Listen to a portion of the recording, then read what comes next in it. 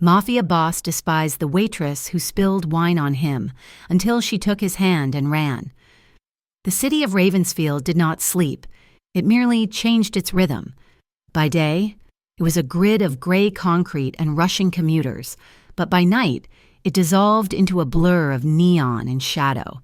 At the center of that darkness sat the Velvet Ember, a nightclub that pulsed like a second heart within the district. It was a place where the city's elite came to forget who they were, or perhaps to remind everyone else who they owned.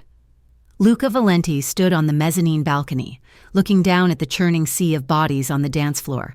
He was perfectly still, a statue carved from ice and expensive tailoring. To the casual observer, he was simply the owner, a man of immense wealth surveying his kingdom. His suit was an immaculate charcoal three-piece, fitted to his broad shoulders with architectural precision. His dark hair was swept back, not a strand out of place. He looked like civilization itself. But underneath the polish, Luca was a man constantly checking the exits. His eyes, the color of gunmetal, did not watch the dancing women or the flashing lights. He watched hands. He watched the way a man in a booth reached into his jacket. He watched the security team at the front door, counting the seconds it took them to pat down a new arrival. Ruthless efficiency was not just a business model for Luca. It was a survival mechanism. In his world, the moment you stopped paying attention was the moment you stopped breathing. He adjusted his cufflinks, feeling the cold metal against his wrist. Tonight was important. Darren Cole, a man whose ambition outweighed his intelligence, was coming to discuss territory. Luca hated meetings in the club, too many variables, too many eyes. But Cole had insisted on neutral ground, and the Velvet Ember was the only place in Ravensfield Luca felt he could control completely. Or at least, he thought he could. Down on the floor, the air was thick with the scent of perfume, sweat, and expensive vodka. Maya Ellis navigated the crush with a heavy tray balanced on her shoulder. Her feet throbbed in her black non-slip shoes, a dull ache that had started 3 hours ago and was now a permanent part of her anatomy. She checked the time on the wall clock above the bar. It was just past 11 at night. 4 more hours. She just had to survive 4 more hours.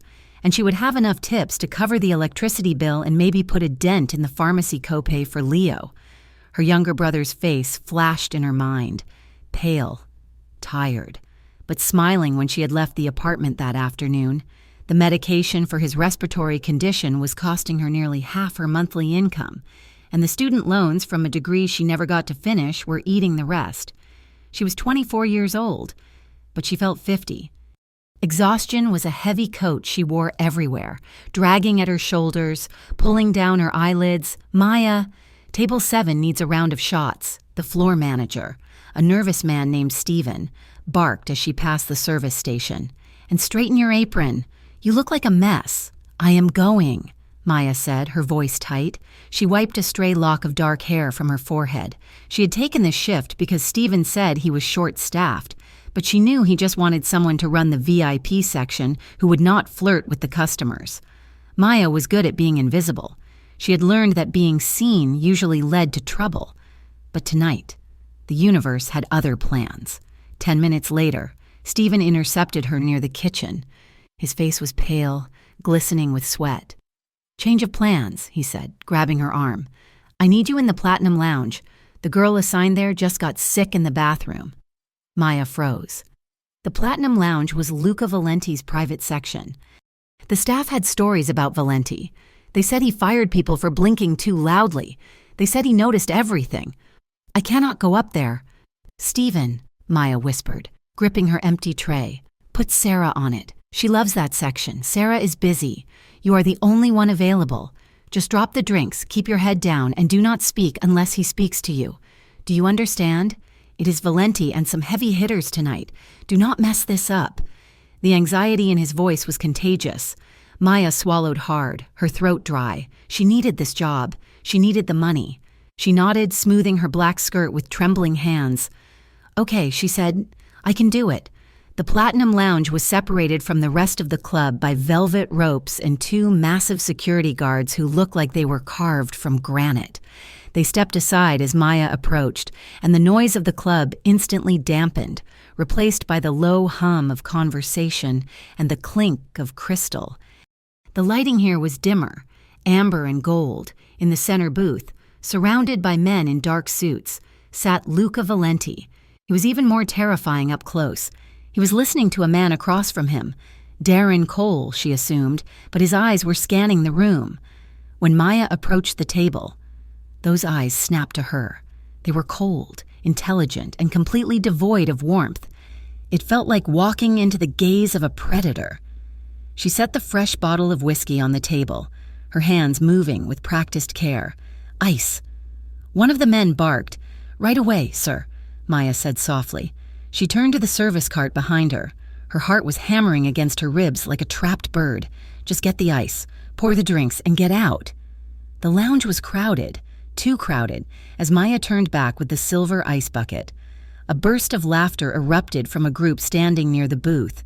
A man, swaying on his feet and clearly intoxicated, stumbled backward.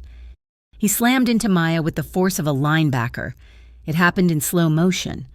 The impact knocked the wind out of her. She pitched forward, trying to save the bucket, but her balance was gone.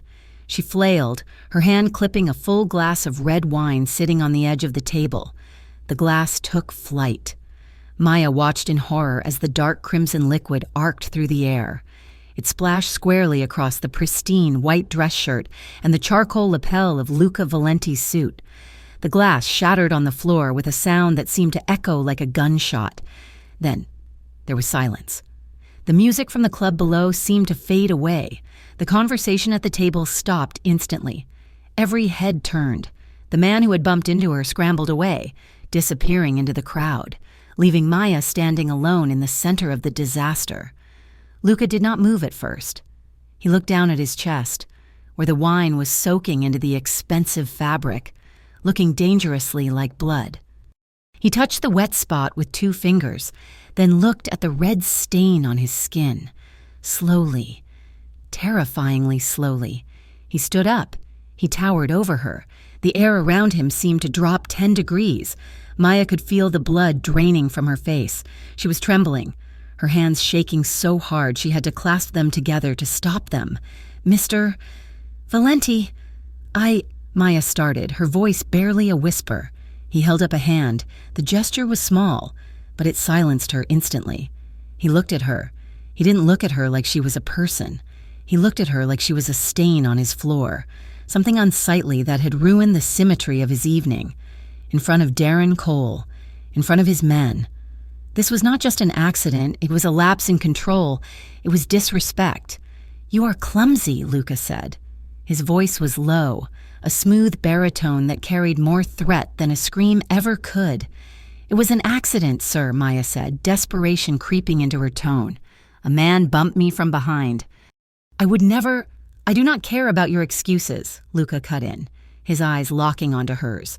"You have ruined a $3,000 suit.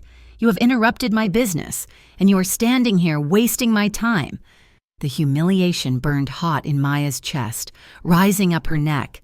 She could feel the eyes of everyone in the lounge on her, the pity, the amusement, the disdain.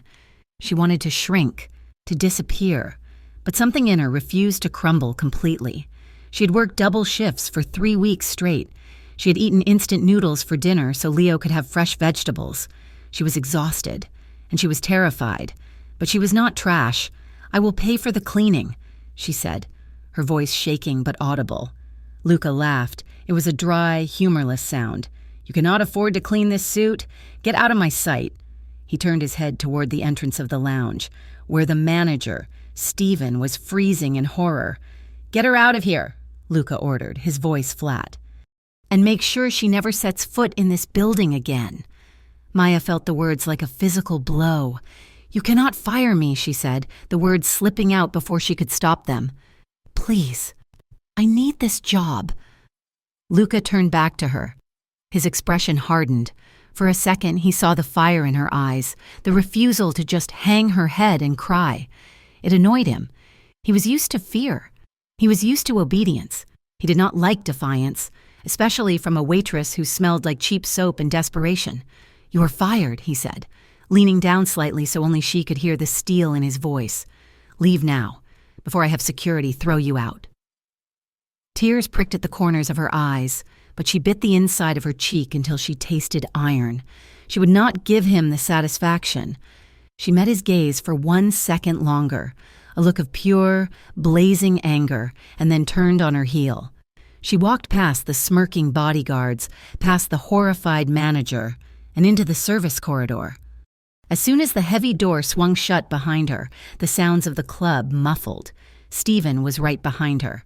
"Maya, what did you do?" he hissed, wiping his forehead. "He fired me." "Stephen," she said, her voice trembling now that she was away from Luca's crushing presence. "You have to talk to him. It was not my fault. A drunk guy pushed me." Stephen shook his head, looking defeated. "It does not matter whose fault it was. It is Valenti. If he says you are gone, you are gone. I cannot do anything. If I argue with him, I am out on the street too. But my rent," Maya said, her voice cracking. "Leo's doctors. Stephen, please, hand me your badge." Maya. The finality of it hit her. She unclipped the plastic ID from her apron and dropped it into his hand. It felt like surrendering a lifeline. "Go clean out your locker," Stephen said, his voice softening slightly. "I will mail your final check. Just go." Maya walked down the long, concrete hallway to the staff locker room. It was empty. She sat on the wooden bench in front of her locker and buried her face in her hands. The panic came in waves. $700 for rent due in 3 days. $200 for the inhalers. The credit card bill. She had $12 in her pocket. She took a ragged breath, fighting the urge to scream. She imagined going home to Leo, telling him she had failed. Again. No. She stood up, wiping her face aggressively with her sleeve. She was not going to break down here. She was not going to let a man who wore suits worth more than her life destroy her. She changed out of her uniform, pulling on her worn jeans and a gray hoodie. She shoved her apron into the bin. She would leave, but she would not run out the back door like a criminal. She would walk out the employee exit with her head up. But first, she needed to use the restroom, and the staff one was broken. She would have to use the one near the loading dock, down the quiet service hallway that ran behind the VIP offices. The corridor was dimly lit, smelling of cleaning supplies and dust. It was usually empty during peak hours. Maya walked quickly, her sneakers squeaking faintly on the linoleum. As she neared the corner where the hallway turned toward the offices, she heard voices. They were low, muffled, coming from the cracked door of a storage room that was supposed to be locked. "Tonight. The shipment is already on the water." Maya froze. The voice was unmistakable. It was Luca Valenti. She pressed herself against the wall, her heart restarting its frantic rhythm. She should keep walking. She should run. But her feet felt glued to the floor. "And the leak?" a second voice asked. It sounded like the man from the table. "Darren Cole, we are handling it," Luca replied, his tone icy. "I know someone is feeding information to the police. When I find them, they will wish they had gone to prison instead." "Dirty money." Cole laughed. "It washes off. Luca, as long as the cops do not get the ledger with the route, we are untouchable.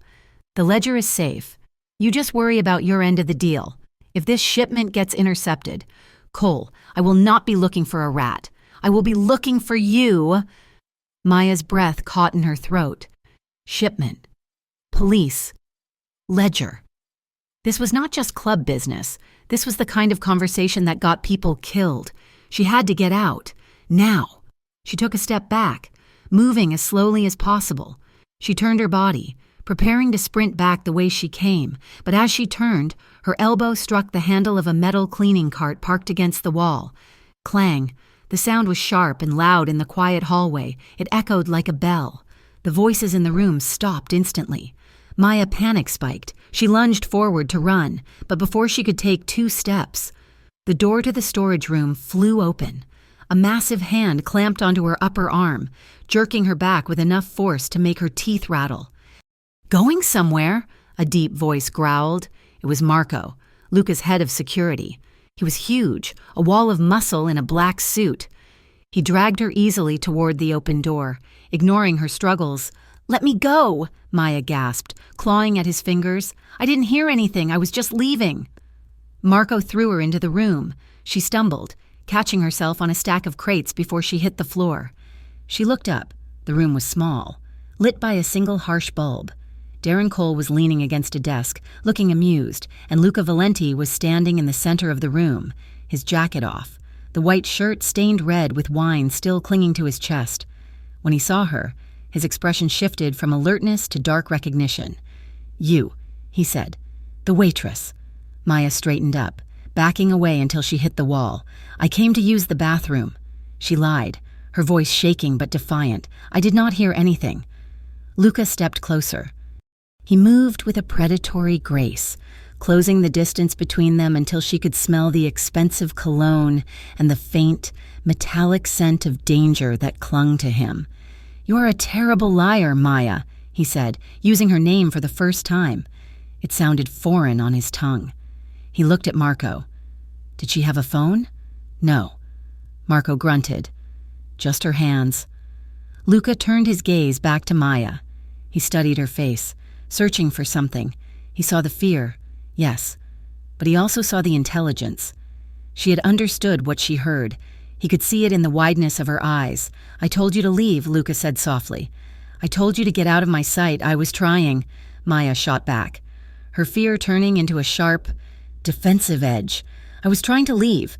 You were in the wrong place," Luca said. "And now you have heard things that are not for public consumption." He took another step, looming over her, trapping her against the wall. He placed one hand on the wall beside her head, leaning in. His eyes were dark voids, impossible to read. "In my world, Maya, being in the wrong place at the wrong time has consequences. What are you going to do?" she whispered, her heart pounding so hard she thought he must be able to hear it. "Kill me?" Luca's eyes narrowed. A flicker of something crossed his face. Annoyance? Curiosity? "If I wanted you dead, you would already be on the floor," he said. He pulled back, straightening his posture. He looked at Marco. "Check her pockets, make sure she is clean, and then escort her out the back." He looked back at Maya, his gaze heavy. "If you speak a word of what you heard tonight, to the police, to your friends, to anyone, I will know. And the next time we meet, I will not be so polite. Do you understand?" Maya nodded, unable to speak. "Get her out," Luca said, turning his back on her. Marco grabbed her arm again, roughly this time, and marched her out of the room. Maya stumbled along with him, her legs feeling like jelly.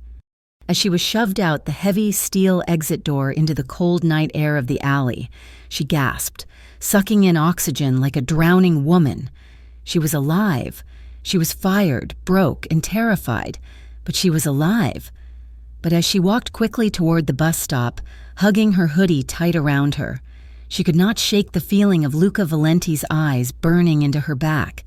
She had the distinct, chilling sensation that she had not just walked out of a job. She had walked into a trap, and the jaws were just beginning to close. The neon sign of the Velvet Ember buzzed with a low, electric hum that seemed to vibrate in Maya's teeth. It was the next evening, and the air in Ravensfield felt heavy, charged with a humidity that stuck the shirt to her back. She stood at the employee entrance, her hand hovering over the handle, dread pooling in her stomach like cold lead. She did not want to be here. Every instinct in her body screamed at her to turn around, to walk away and never look at this building again. But instinct did not pay the rent. Instinct did not buy the specialized inhalers Leo needed to breathe. She checked her pocket, ensuring her small, battered wallet was there. She was here for one thing only. Her final paycheck. Stephen, the manager, had promised to have it ready if she came before the rush. She would grab the envelope, beg him for her job back one last time, and if that failed, she would leave. When she pushed the door open, the change in atmosphere hit her instantly. Usually, the pre-shift mood was chaotic but light, bartenders joking, servers complaining about their sections. Tonight, the hallway was silent. Two men she did not recognize were standing near the time clock. They were built like tanks, wearing suits that were too tight across the shoulders, their eyes scanning her with professional suspicion. They were not regular security. "Name." One of them grunted, stepping in front of her. "Maya Ellis," she said, clutching her purse strap. "I used to work here. I am here to see Stephen." The man looked her up and down, then tapped his earpiece. "Ellis is at the back door. Says she is here for payroll." A pause. Then he stepped aside. "Make it quick."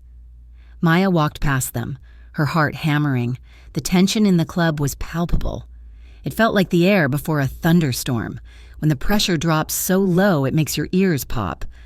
The kitchen staff were working with their heads down, no music playing. The servers were huddled in tight groups, whispering. She found Stephen in the dry storage room, counting inventory with frantic, jerky movements. When he saw her, he looked like he had seen a ghost. "Maya," he hissed, dropping his clipboard. "What are you doing here? I told you I would mail the check. I need the money tonight, Stephen," Maya said, keeping her voice steady despite the trembling in her hands. "My rent is due tomorrow. I cannot wait 3 days for the mail." Stephen sighed, running a hand through his thinning hair. He walked over to a small safe mounted on the wall and spun the dial. "Look, take the cash. It is strictly against protocol, but I do not want you hanging around tonight. The mood is off."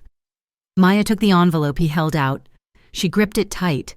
"Stephen, please, is there any chance? If I talk to him, if I apologize again, do not." Stephen cut her off sharp. "Do not even think about it. Valenti is on a warpath today. Rumor has it Darren Cole is making a move on the territory south of the river. Security is doubled. Valenti is looking for a reason to snap someone in half. If he sees you, he will not just fire you again." He trailed off, but the implication hung in the air. Maya nodded, swallowing the lump in her throat. "Okay, thank you." "Stephen," she turned to leave, intending to slip out exactly the way she came. She wanted to be invisible. She wanted to dissolve into the walls and drift away from this place of money and violence. But the universe, it seemed to Maya, enjoyed a cruel joke.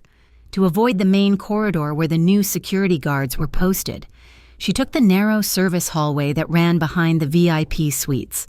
It was a shortcut to the loading dock. It was dimly lit, smelling of lemon polish and stale smoke. She turned the corner and stopped dead. Luca Valenti was standing there. He was talking to Marco, his head of security, his back to her. He wore a black suit tonight, sharp as a blade, his posture rigid. He was checking the clip of a handgun before sliding it into a holster beneath his jacket. Maya took a step back, praying her sneaker would not squeak. It did. Luca spun around. His reaction speed was terrifying. One moment he was facing away, the next he was staring right at her, his hand hovering near his waist. When he recognized her, the tension in his shoulders did not drop, but his expression shifted from alertness to a sneer of pure disbelief. "You," he said. The word was flat, cold. Maya froze. She felt like a deer caught in the headlights of a semi-truck. "Do you have a death wish?" "Miss Ellis?" Luca asked, walking slowly toward her. "Or are you simply too stupid to understand the English language?" "I told you to get out." "I am leaving," Maya said, hugging her purse to her chest as if it could shield her from him. "I just came for my paycheck." "You are like a stray cat," Luca said, stopping 3 feet from her. He looked down, his gray eyes dissecting her. "You get kicked, and you come back mewling for milk." "I am not mewling," Maya snapped. The anger flared up before she could check it. The exhaustion, the fear, the humiliation of the night before, it all boiled over. She straightened her spine, looking up at him. "I worked for that money," she said, her voice shaking but hard.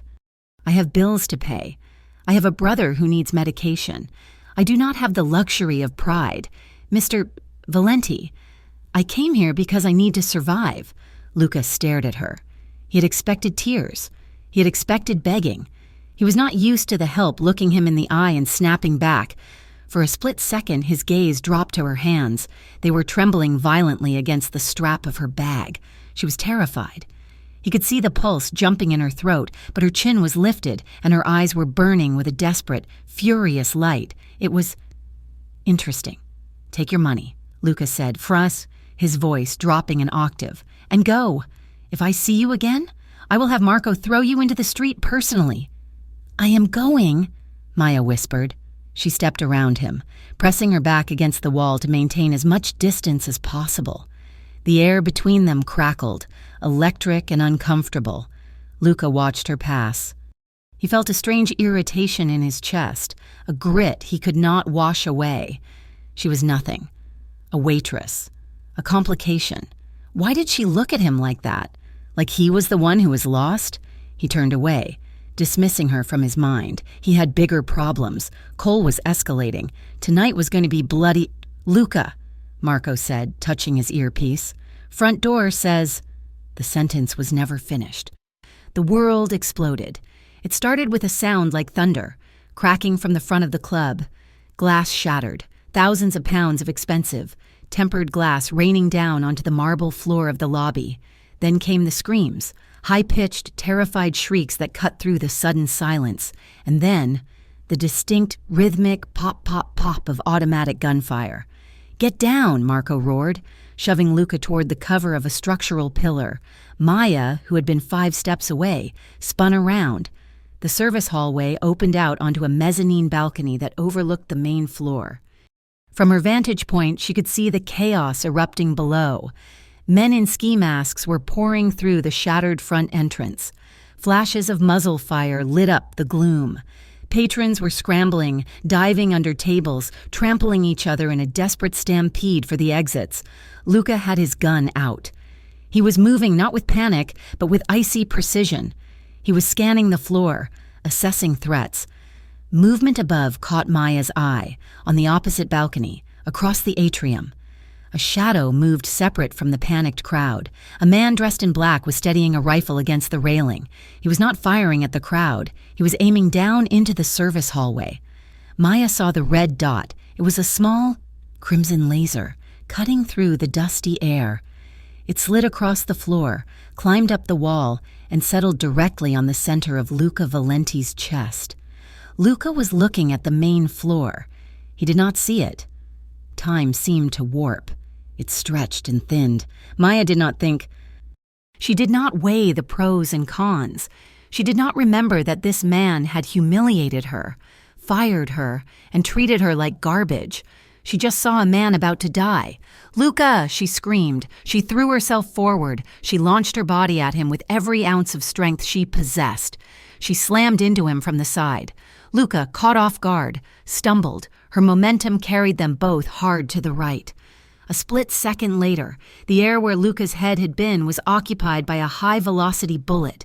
It struck the concrete pillar with a deafening crack, sending chips of stone flying like shrapnel. They hit the floor together.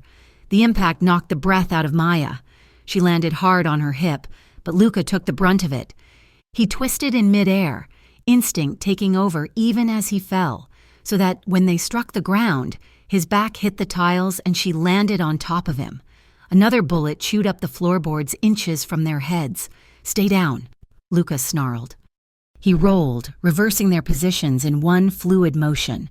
He shoved her into the corner formed by the pillar and the wall, placing his body between her and the open balcony. For a heartbeat, the chaos of the club faded into the background. They were pressed together in the dust and shadows. Maya was gasping for air, her chest heaving against his. Her hands had instinctively grabbed the lapels of his jacket, her knuckles white. Luca was braced over her, one hand on the floor by her head, the other gripping his gun. He was breathing fast, the adrenaline dilating his pupils until his eyes were almost entirely black. He looked down at her. His face was inches from hers. He could feel her trembling beneath him. "You." He breathed. The word was punched out of him. He looked at the bullet hole in the pillar. He looked back at her. The realization hit him with the force of a physical blow. She'd seen the shooter. She had moved. She had saved his life. Why? The question hung in his eyes, but there was no time to ask it. "Boss!" Marco's voice bellowed from down the hall. "We have shooters on the upper level." Luca snapped back to reality. The confusion in his eyes hardened into steel. He pushed off Maya, staying low. "Stay here," he ordered. "Do not move." He turned and fired 3 shots toward the opposite balcony. A scream echoed from the shadows as his aim found its mark. The club was a war zone. Smoke was filling the air, acrid and biting. The fire alarm began to blare, a rhythmic, deafening hoot that added to the disorientation. More of Luca's men were swarming up the stairs now, returning fire, pushing the attackers back toward the entrance. The tide was turning. Sirens began to wail in the distance. The police. Luca looked back at Maya. She was curled in a ball against the pillar, her arms wrapped over her head. She looked small, fragile, and yet she'd just run into gunfire for him. He swore under his breath in Italian. He could not leave her here. The police would find her. She had seen the shooters. She had seen his men return fire. She had heard the conversation in the storage room. She was a loose end, a witness, and a voice in the back of his mind whispered, "She saved you." "Marco!" Luca shouted over the din. "Grab the girl! We are leaving!" Maya looked up as Marco loomed over her. "No!" she gasped, scrambling backward. "I am not going with you!" Marco did not ask. He hauled her to her feet with one hand. "Let me go!" Maya yelled, struggling. "I want to go home." "You cannot go home," Luca said, appearing beside her. He grabbed her other arm, his grip bruising. "Listen to me." He pointed toward the lower level. The attackers were retreating, but they were shouting to each other. "Find the waitress!" one of them yelled, his voice carrying over the dying gunfire. "The one in the gray hoodie." She grabbed Valenti. "Find her!" Maya went cold. The blood drained from her face so fast she felt dizzy.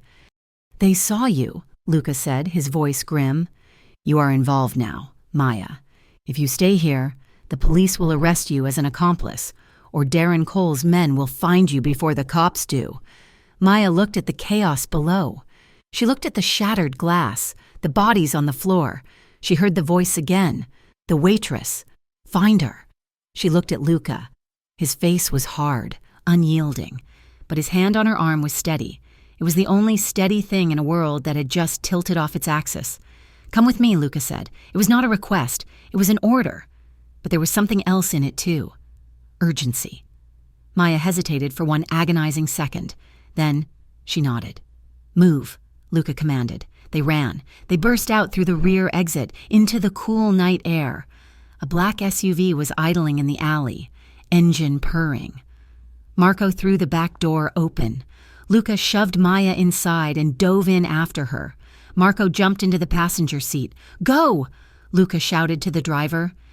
The tires screeched against the asphalt, burning rubber as the heavy vehicle peeled out of the alley. They hit the main road just as the first police cruisers came screaming around the corner, lights flashing blue and red against the brick buildings, inside the SUV. The silence was sudden and deafening. Maya was pressed against the leather seat, her chest heaving. Her hands were shaking so badly she had to clasp them together in her lap. She stared out the tinted window as the city blurred past, streaks of light that looked like open wounds in the darkness. She turned to Luca. He was sitting on the other side of the seat, straightening his jacket. He looked remarkably composed, considering he had almost been assassinated 3 minutes ago. He was checking his phone, his thumb moving rapidly across the screen. "You kidnapped me," Maya accused, her voice high and thin. Luca did not look up. "I extracted you. You forced me into a car. I could have just run away." "And you would be dead by morning," Luca said calmly. He finally looked at her. His eyes were cold again, the moment of connection in the hallway gone. "You stepped into a war, Maya. You picked a side. I did not pick a side. I did not want you to die." Luca paused. He looked at her, really looked at her, for a long moment. The streetlights flickered over his face, casting shadows that made him look like a statue again. "That," he said quietly, "was your first mistake." "Where are we going?" Maya asked, panic rising in her throat again. "Somewhere safe," Luca said. He turned back to his phone. "Sit back, be quiet, and try not to bleed on the upholstery." Maya looked down. She realized for the first time that her jeans were torn at the knee, and there was a scrape on her arm oozing blood. She felt a sting of pain she had not noticed before. She looked back at Luca. He was ignoring her, already making calls, issuing orders, moving pieces on a board she could not even see. She leaned her head back against the seat and closed her eyes, trying to stop the room from spinning. The image of the red laser dot burned behind her eyelids, the feeling of his heart beating against her back as they lay on the floor. She was trapped. She was in a car with a monster, fleeing from other monsters, and as the city of Ravensfield faded into the distance behind them, Maya realized with a sinking dread that her life, her boring, difficult, normal life, was over. The elevator ride was silent and smooth, a hermetically sealed box rising rapidly through the skeleton of the city. When the doors finally slid open, they did not reveal a hallway, but the interior of an apartment that felt less like a home and more like a fortress of solitude.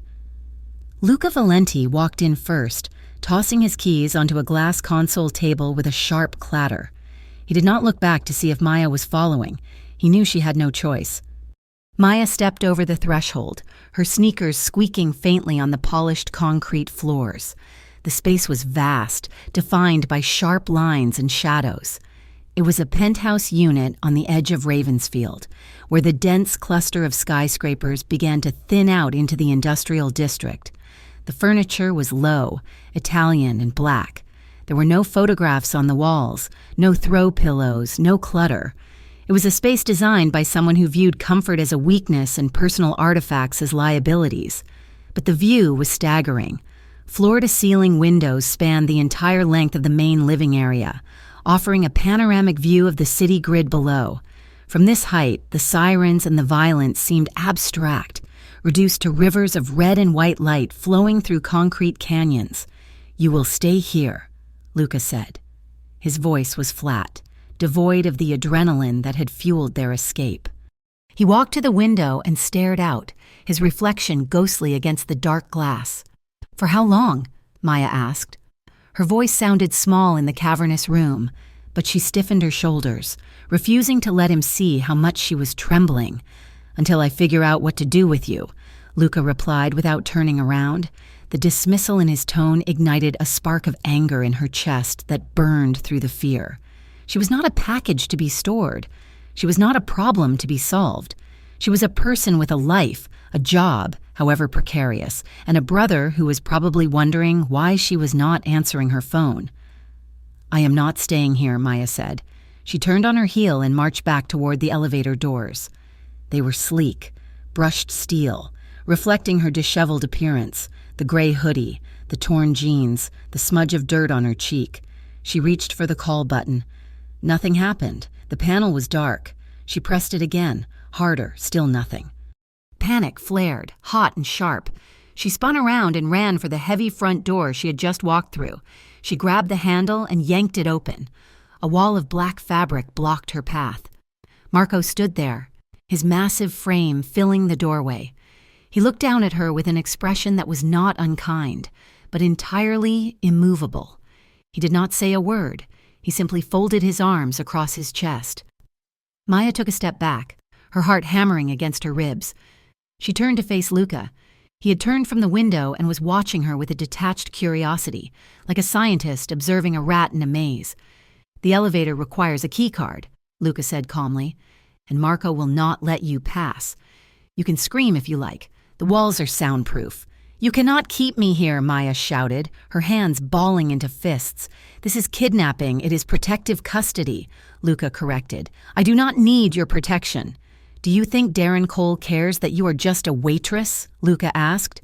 He walked toward her, his movements fluid and predatory. He stopped a few feet away, close enough that she could see the flecks of silver in his iris. To him, "You are not a person. You are a loose end. You are the woman who grabbed my arm and ruined his shot. You are the reason I am alive, and he is currently running from the police. Do you think he will just let you go back to pouring drinks?" Maya opened her mouth to argue, but the words died in her throat. She remembered the voice she had heard in the chaos, the waitress who grabbed him. They knew who she was, or at least, they knew what she looked like. "I have a brother," she whispered, the fight draining out of her legs. "I cannot just disappear. He needs me." Luca studied her. For a moment, his mask slipped, revealing a flicker of calculation. He pulled a burner phone from his jacket pocket and held it out to her. "Call him," he said. "Tell him you picked up a double shift at a private event." Tell him you will be staying on site for a few days to make extra money. Do not tell him where you are. Do not tell him my name." Maya took the phone, her fingers brushing his. His skin was cold, and if you deviate from that script, Luca warned, his voice lowering to a murmur that vibrated in the air between them, "I will disconnect the line, and then neither of us will be safe." She made the call. She lied to Leo, her voice cracking only once when he asked if she was okay. She told him she was fine, that the money was good, that she would be home soon. When she hung up, she felt a hollow ache in her chest, a profound sense of isolation. She handed the phone back to Luca. He slipped it into his pocket without breaking eye contact. "Why did you do it?" he asked suddenly. Maya blinked, confused by the shift. "Do what?" "Save me," Luca said. The question hung in the air, heavy and demanding. He was studying her face intensely, looking for a lie. In his world, altruism did not exist. People did things for money, for power, for leverage, or out of fear. Nobody risked a bullet for a man who had fired them 3 hours earlier. "I do not know," Maya said honestly. "That is not an answer. It is the truth," she insisted. "I saw the red dot. I saw you standing there. I did not think about who you were. I just saw someone about to die. It was instinct." Luca narrowed his eyes. "Instinct," he repeated, testing the word like it was a foreign coin he suspected was counterfeit. "You humiliated me," Maya said, her voice gaining strength. "You treated me like dirt. If I had stopped to think, maybe I would have let you take the hit. But I did not stop. I just moved." She held his gaze, refusing to flinch. She saw the confusion swirling behind his guarded expression.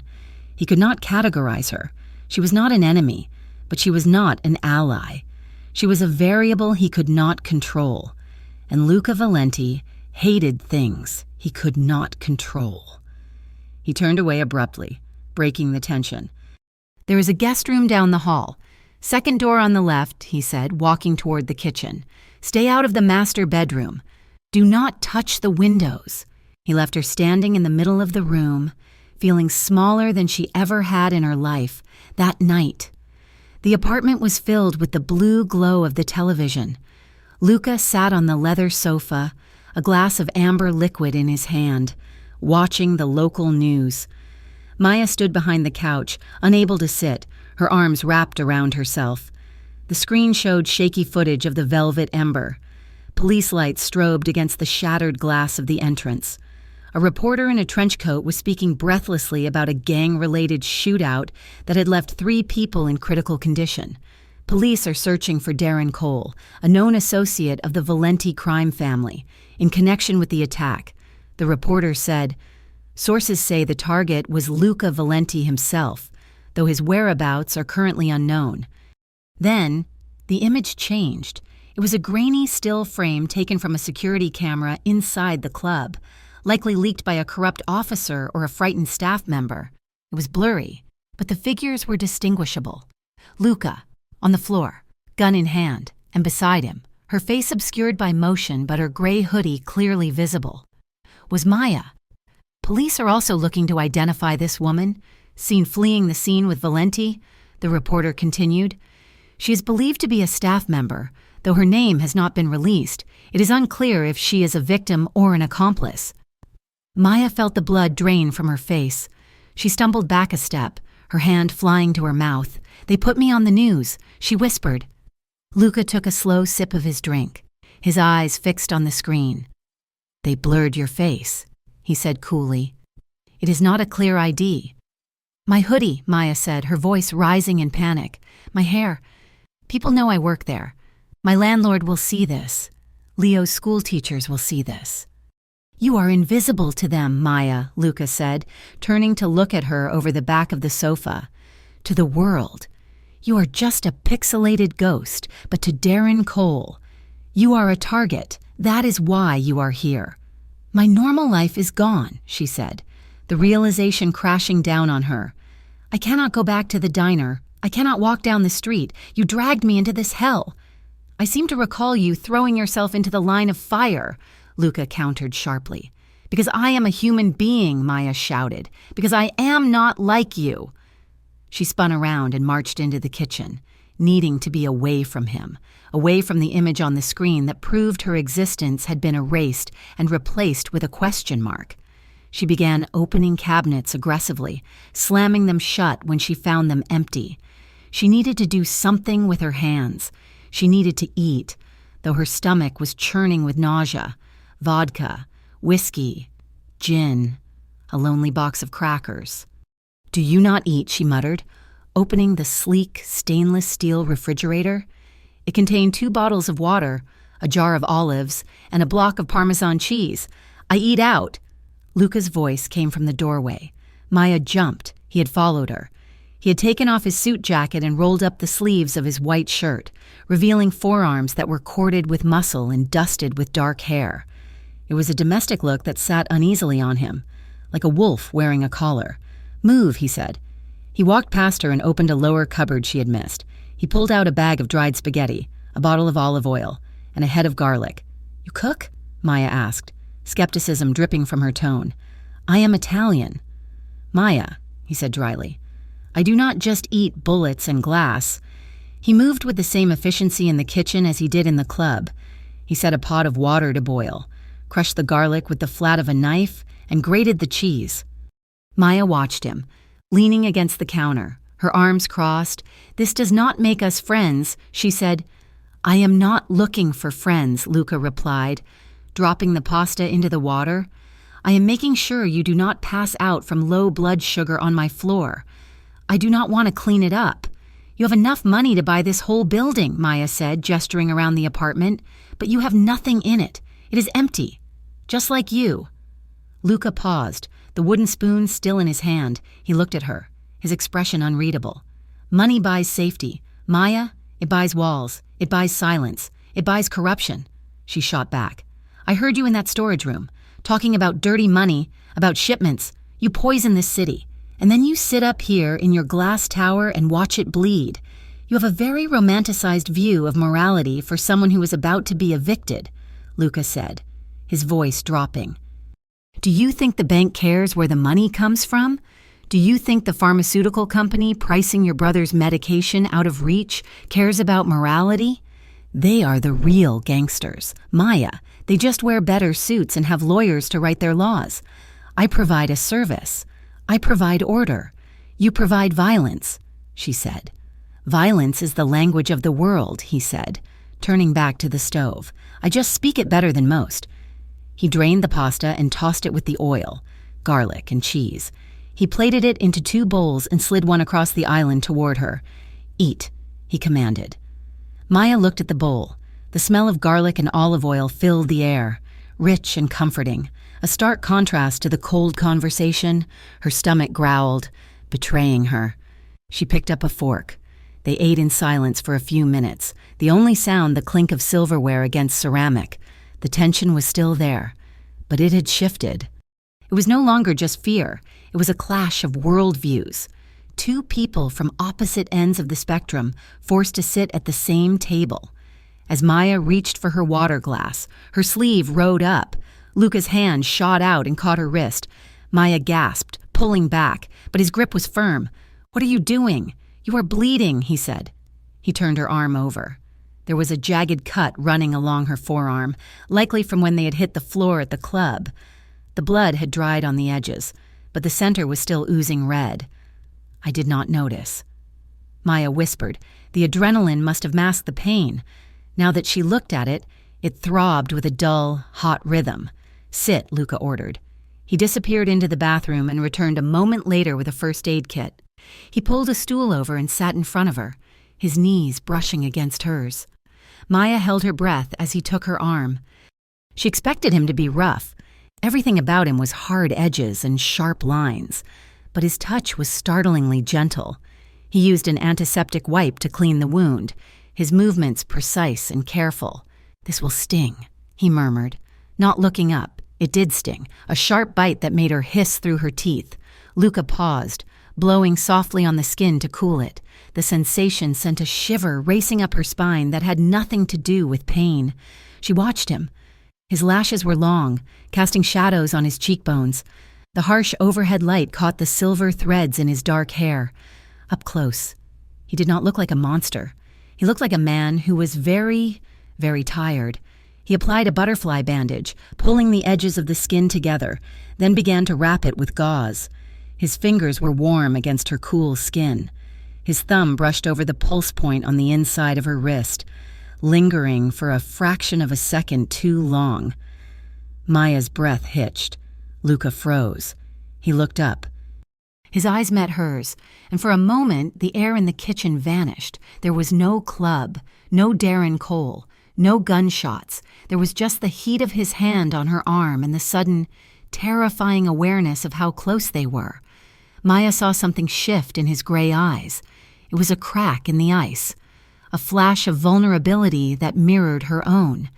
He looked at her not as a problem to be solved, but as a woman.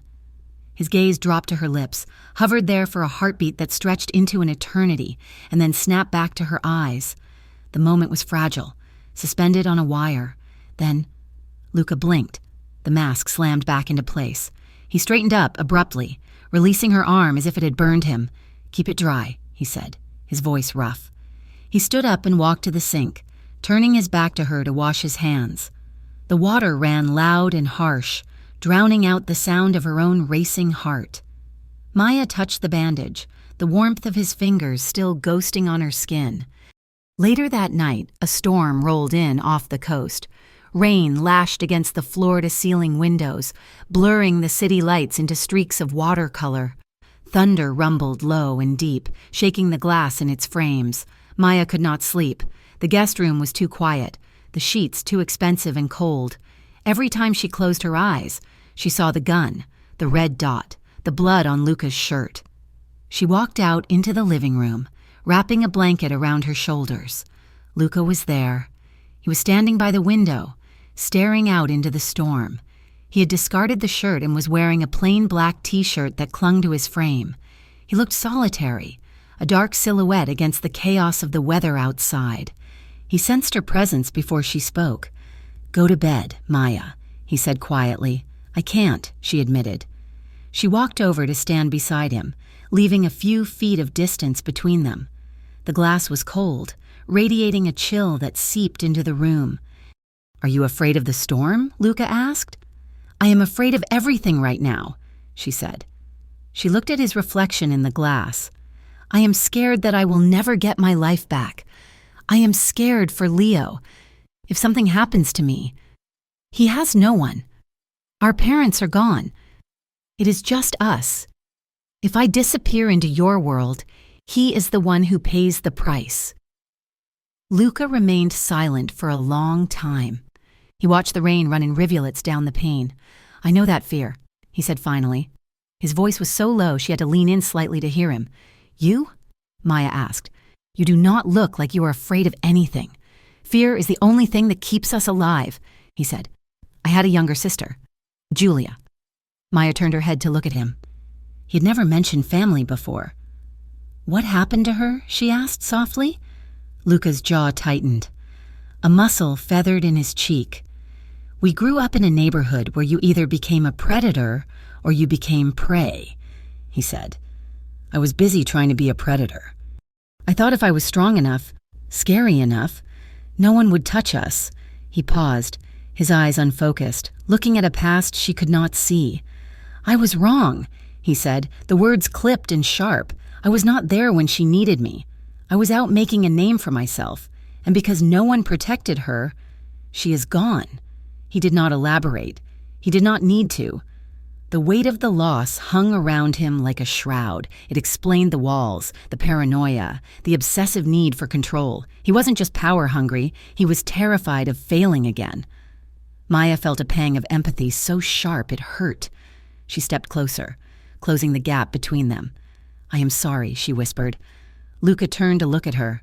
The darkness of the room softened the hard lines of his face. They stood close, the city lights creating a halo around them, casting them in shades of blue and silver. The emotional openness of the moment stirred something between them, something dangerous and magnetic. They were two people who had been shaped by loss, standing on the edge of a precipice. Luca lifted his hand.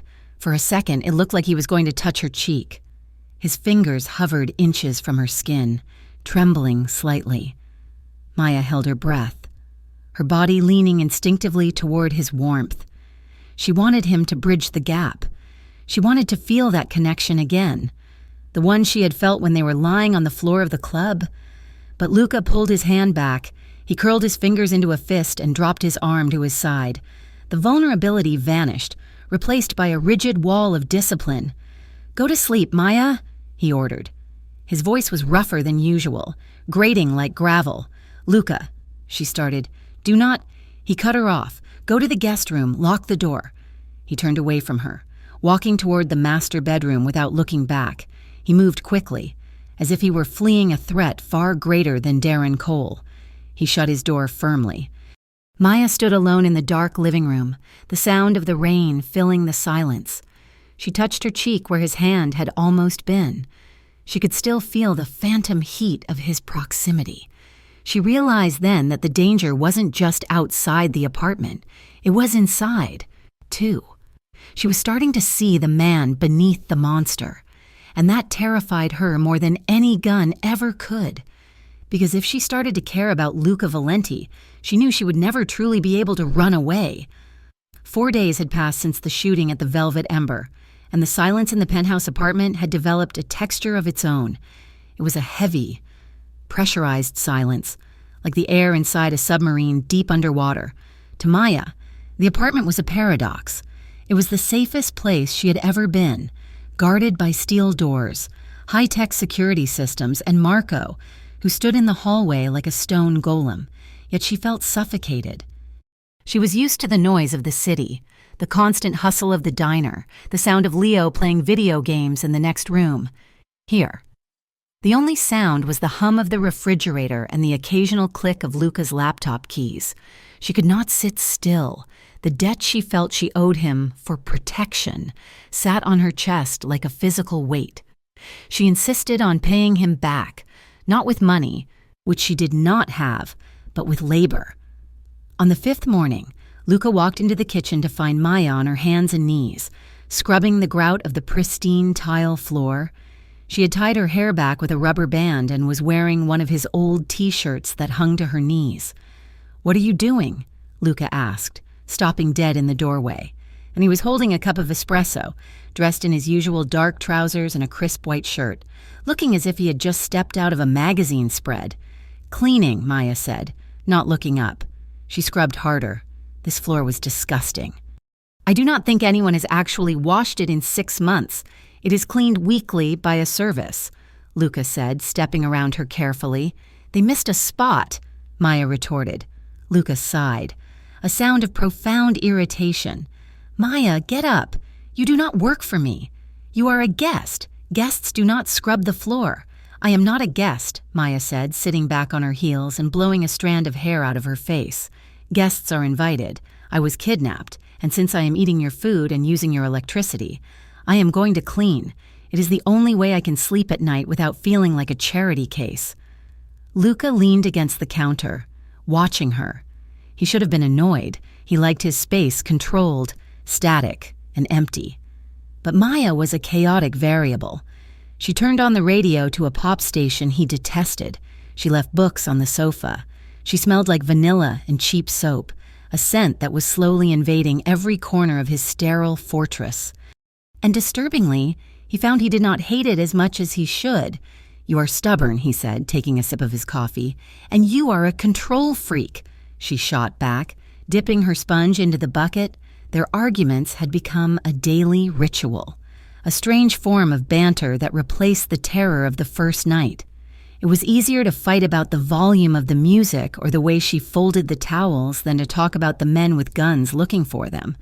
That evening, however, the mood shifted. They were eating dinner, grilled chicken and vegetables Maya had insisted on cooking, when the topic of the future finally breached the wall of their denial. "I need to leave soon," Maya said quietly, pushing a piece of zucchini around her plate. "I cannot stay here forever. Luca, I have to get back to work. I have to see Leo." Luca stopped eating. He placed his fork down with precise deliberation. "We have discussed this," he said, his voice dropping to that cool, detached tone that made her shiver. You cannot go back to work. The Velvet Ember is a crime scene, and your other job at the diner is the first place they will look. I will find another job, Maya insisted, her frustration rising. I will move to a different neighborhood. I will dye my hair. I do not care. I just want my life back. Once this blows over, I am going to disappear. Luca stood up abruptly, his chair scraping loud and harsh against the floor. Blow over, he repeated, his voice rising. Do you think this is a storm, Maya? Do you think the clouds will part and the sun will come out? This does not blow over. He walked around the table, closing the distance between them. Maya stood up too, meeting him halfway. She refused to be intimidated by him anymore. I am not a criminal. Luca, she shouted, I am a nobody. Darren Cole does not care about me. He stopped inches from her, his presence overwhelming. He smelled of sandalwood and suppressed rage. He cares about leverage, Luca snapped. He grabbed her shoulders, his grip tight, not hurting her but anchoring her in place. Do you have any idea how many people have your face on their phones right now? I have intercepted chatter on 3 different encrypted channels. They are not looking for a nobody. They are looking for the woman who saved Luca Valenti. They think you matter to me. The words hung in the air, heavy and charged. They think you matter to me. Maya stared up at him, her breath catching in her throat. His gray eyes were storm dark, swirling with anger and something else, something fierce and terrified that he was trying desperately to hide. And do I, she challenged, her voice dropping to a whisper. Matter to you? Luca stared at her. He looked at the defiant tilt of her chin, the pulse beating frantically in her neck, the lips that were parted slightly in surprise, the silence stretched, thick and electric. It was the kind of silence that precedes an explosion. He should have walked away. He should have told her she was an asset, a witness, a liability. He should have lied, but he was tired of lying. Luca let out a rough sound, half growl, half sigh. His hands slid from her shoulders up to her neck, his thumbs grazing the sensitive skin of her jawline. You talk too much, he murmured. He lowered his head and crushed his mouth to hers. It was not a gentle kiss. There was no tentative exploration, no soft romance. It was a collision. It was sharp, hot, and full of pent-up anger and fear. It was the taste of survival. Maya gasped against his mouth, her hands flying up to grip the front of his shirt. She did not push him away. Instead, she pulled him closer, her fingers twisting into the fabric, anchoring herself to him. Luca groaned low in his throat. He walked her backward until her back hit the wall, pinning her there with his body. He needed this. He needed to feel that she was real, that she was alive, that the blood running through her veins was warm and beating. The kiss deepened, shifting from anger to desperation. Maya's mouth opened to him, and the taste of him, coffee and wine and danger, flooded her senses. She felt his hands moving over her back, tracing the line of her spine, memorizing the feel of her muscle and bone. His grip on her waist was iron-tight, possessive, as if he were trying to merge her into himself so the world could not touch her. Maya felt tears prick her eyes. It was too much emotion all at once. The exhaustion of the last week, the terror of the shooting, the confusing, overwhelming pull she felt toward this man who represented everything she hated and everything she needed. She wound her arms around his neck, burying her hands in his dark hair. He was solid. He was a wall against the chaos. Luca broke the kiss to press his face into the curve of her neck, breathing in her scent like oxygen. He kissed her jaw, her ear, the sensitive spot beneath her earlobe. His hands were shaking slightly. Maya, he whispered against her skin. She tilted her head back, exposing her throat to him, her eyes fluttering closed, for a moment, just a moment. She allowed herself to imagine a world where they were just a man and a woman in an apartment, where there were no guns, no debts, no pasts. But the fantasy shattered as quickly as it had formed. Luca froze. He pulled back, his chest heaving as if he had run a marathon. He looked at her, her swollen lips, her flushed cheeks, the dazed expression in her eyes, and clarity hit him like a bucket of ice water. He was destroying her. Every second he kept her close. Every time he touched her, he was painting a larger target on her back. He was dragging her into the darkness that had consumed him years ago. He stepped back, putting 3 feet of cold air between them. "I am sorry," he said, his voice rough and unrecognizable. Maya blinked, trying to focus. "What?" "I should not have done that," Luca said. He ran a hand over his face, and now looking away from her. You deserve a normal life. You deserve someone who comes home at 5 o'clock and does not check the perimeter for explosives. You do not deserve this." Maya stared at him, hurt and confusion warring in her chest. She reached out a hand. "Luca, don't," he said sharply. He turned his back on her. "I have work to do. Go to your room, Maya." He walked away toward his office, closing the door with a finality that sounded like a gunshot. Maya stood alone in the hallway, her lips still tingling, her heart breaking for a reason she could not name. She wanted more. And God help her. She was terrified of how much she wanted it. The next morning, the apartment was cold again. Luca was gone before Maya woke up. He met Marco in a parked car 3 blocks away.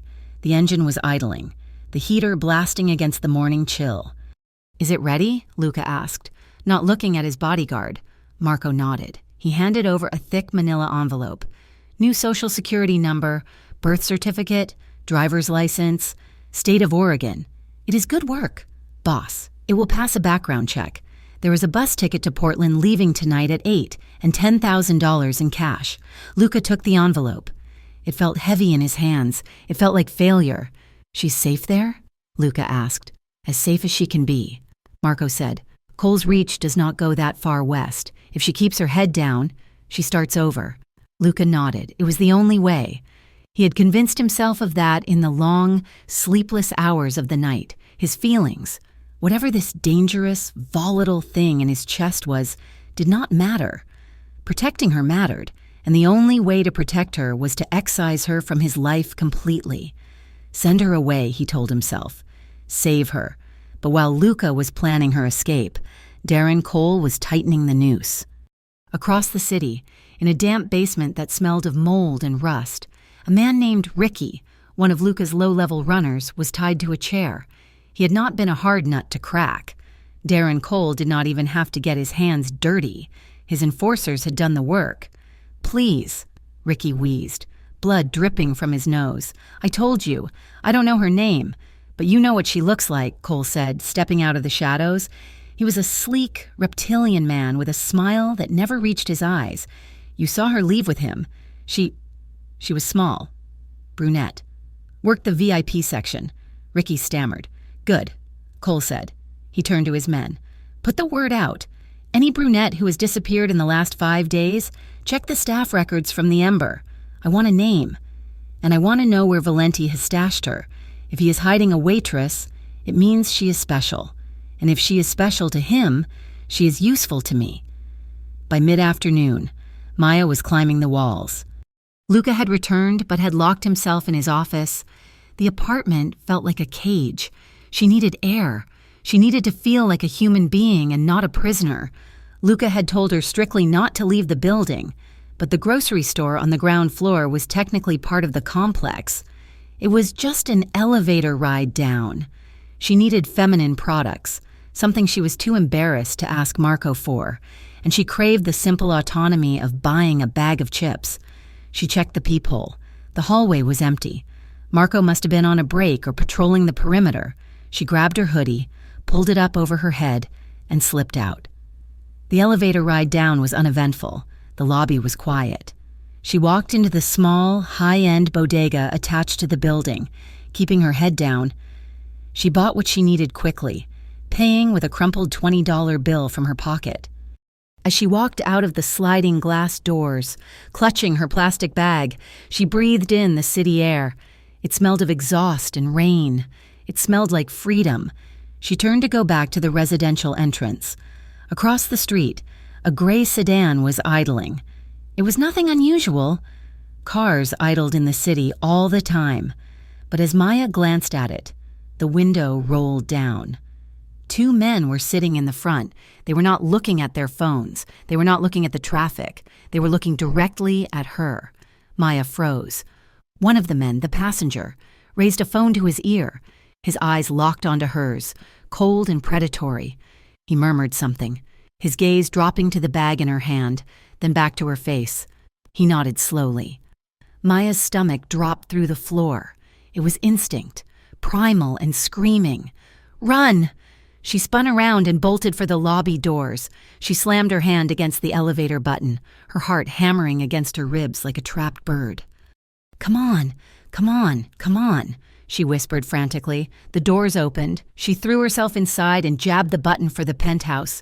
As the doors slid shut, she saw the two men getting out of the car and crossing the street, moving with purposeful speed. They had seen her. They knew where she was. When the elevator opened into the apartment, she practically fell out. "Luca!" she screamed. Luca burst out of his office, a gun instantly in his hand. He saw her pale face, her heaving chest. The grocery bag dropped on the floor. "What happened?" he demanded, lowering the weapon but keeping his finger near the trigger. "I went downstairs," Maya gasped. "Just to the store. There were men, in a gray car. They saw me, Luca. They were watching the building. They followed me to the lobby." Luca's face went white, then a terrifying shade of red. He holstered the gun and grabbed her arm, dragging her away from the door. "I told you to stay inside," he roared. His voice shook the walls. "I gave you one order, one simple order to keep you alive. I couldn't breathe in here," Maya shouted back, ripping her arm from his grasp. "I am not a dog you can lock in a kennel. I needed 5 minutes of freedom. You just gave away our position," Luca yelled. "Do you understand what you have done?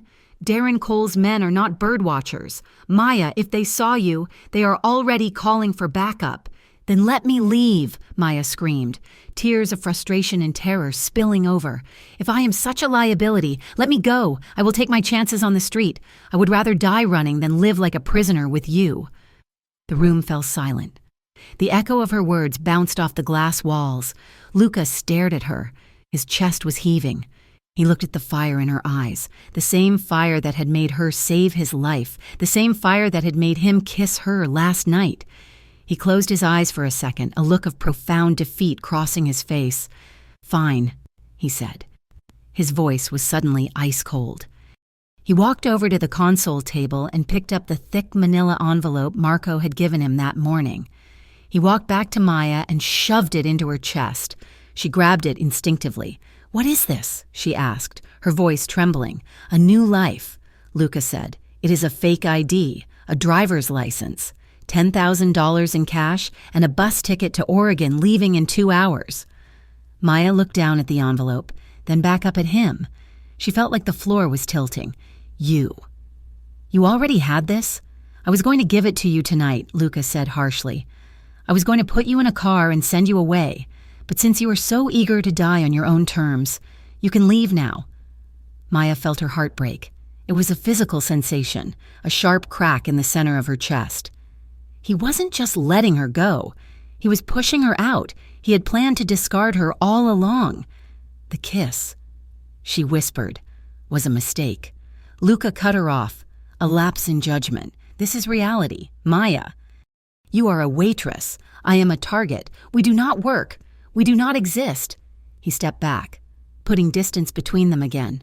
"Take the service elevator in the back. Marco is down there with the car. He'll take you to the station. Go." Maya clutched the envelope. The money inside could pay off her brother's medical bills for a year. The ID could give her a fresh start. It was everything she had asked for. So why did it feel like she was dying? She looked at Luca one last time. He was standing by the window, his back to her, staring out at the city that wanted to kill them both. He was a statue again, cold, unreachable. "Fine," she said, her voice choking. "Goodbye, Luca." He did not turn around. He did not speak. Maya turned and walked toward the back of the apartment. She stepped into the service elevator and pressed the button. As the doors closed, shutting him out of her view, she let the tears fall. She told herself this was what she wanted. She told herself she was free. But as the elevator descended, carrying her away from him, every cell in her body screamed that she was making the biggest mistake of her life. She was walking away from the only person who had ever made her feel safe. Even as he pushed her into the cold, the name tag pinned to her uniform read Elena. but every time the diner manager shouted it across the grease-stained counter. It took Maya a full second to realize he was talking to her. She had moved to a crumbling neighborhood on the far south side of the city, a place where the streetlights flickered and the police sirens were a constant, lullaby-like drone. It was only 40 minutes from Ravensfield, but it felt like a different planet. Here, nobody wore tailored suits. Here, nobody drank $300 wine. Here, people just tried to survive the week. Maya was trying to do the same. She had used some of the cash Luca gave her to rent a small studio apartment with a leaking faucet and a lock she had to jiggle to open. She had arranged for Leo to stay with his best friend's family in the suburbs, lying through her teeth about a mandatory training program for her new job that required her to travel. It killed her to be away from him, but every time she looked at her phone, she remembered Luca's warning. You are a target. For 2 weeks, she poured coffee and scraped eggs off plates. She kept her head down. She wore no makeup, tied her hair back in a severe bun, and wore baggy clothes that hid her figure, but she could not shake the feeling of eyes on the back of her neck. It started small. A man sitting in the corner booth for 3 hours, nursing a single cup of black coffee, watching the service station. Then, a gray sedan parked down the street from her apartment building 2 days in a row. Paranoia became her shadow. She stopped sleeping. Every creak of the floorboards made her jump. She began taking different routes home, doubling back, checking reflections in shop windows. She told herself she was being crazy, that the trauma of the shooting had broken her brain. She was wrong. It was a Tuesday night, raining hard. Maya clocked out at 11 and pushed out the back door of the diner to dump a bag of trash in the alley dumpster. The rain was cold, soaking through her thin jacket instantly. She tossed the bag and turned to go back inside. 2 men were standing between her and the door. They were not locals. Their coats were too heavy, their boots too clean for this mud-slicked alley. One of them was bald, with a scar running through his eyebrow. The other was younger, with a nervous energy that scared her more than the scar. Maya Ellis, the bald man said. His voice was like grinding stones. Maya froze, her hand still on the lid of the dumpster. My name is Elena, she said, her voice trembling. Drop the act, Maya, the younger one said. He took a step forward, blocking her path to the street. We know who you are. We know you worked at the Velvet Ember. We know you left town on a bus to Portland and got off 3 stops later because you were too scared to go that far west. Maya's heart hammered against her ribs. They had been tracking her the whole time. What do you want? She whispered, backing up until her spine hit the brick wall. I do not know anything. I was just a waitress. Darren Cole disagrees. The bald man said, He thinks you are very special. He thinks you are the only person Luca Valenti cares about enough to save. I haven't seen Luca in weeks, Maya pleaded. He fired me. He sent me away. He does not care if I live or die. That is what we are going to find out, the man said. He pulled a folded piece of paper from his pocket and held it up. It was a photograph. Maya squinted through the rain. The picture was of a school bus stop. In the center of the frame, laughing with a backpack slung over one shoulder, was Leo. The air left Maya's lungs. He takes the 3:15 bus, the man recited, his voice monotone. He walks 4 blocks to his friend's house on Elm Street.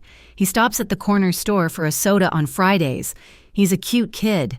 It would be a shame if he had an accident. Do not touch him, Maya snarled. The fear vanished, replaced by a mother wolf ferocity that surged through her blood. If you touch him, I swear I will— You will what? The man laughed darkly. You will serve us pancakes? Listen to me, Maya. You have a choice. You can cooperate, and your brother keeps walking to school safely. Or you can refuse, and we pick him up tomorrow afternoon. What do you want? She asked again, tears mixing with the rain on her face. We want a meeting, the man said. Valenti has gone underground. He's ghosting everyone. But he will come out for you. You are going to reach out to him. You are going to tell him you are in trouble.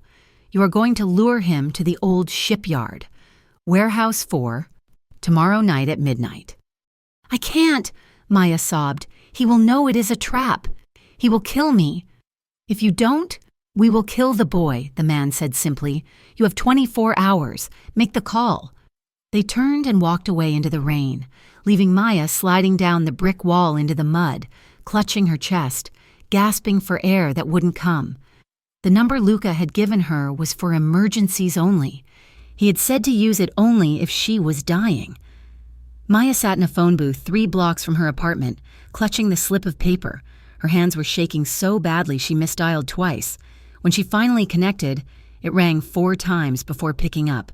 There was no greeting, just silence on the other end. A listening silence. "It is me," Maya whispered. A pause. Then, Luca's voice, sharp and alarmed. "Where are you? I am in the city," she said.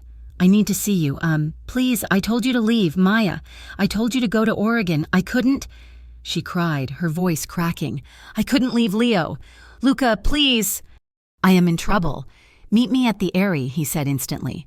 40 minutes. Do not let anyone see you." The line went dead. The Airy was a rooftop bar in the financial district, a place of glass walls and fire pits, frequented by people who owned the buildings they looked down upon. It was closed for a private event. But the elevator opened for Maya when she pressed the buzzer. She stepped out onto the roof. The wind was howling up here, whipping her hair across her face. The city was a grid of gold and white lights below, beautiful and indifferent. Luca was standing by the railing, looking out at the skyline. He was wearing a long black coat with the collar turned up. When he heard the door, he turned. He looked tired. There were dark circles under his eyes, and the lines around his mouth were deeper.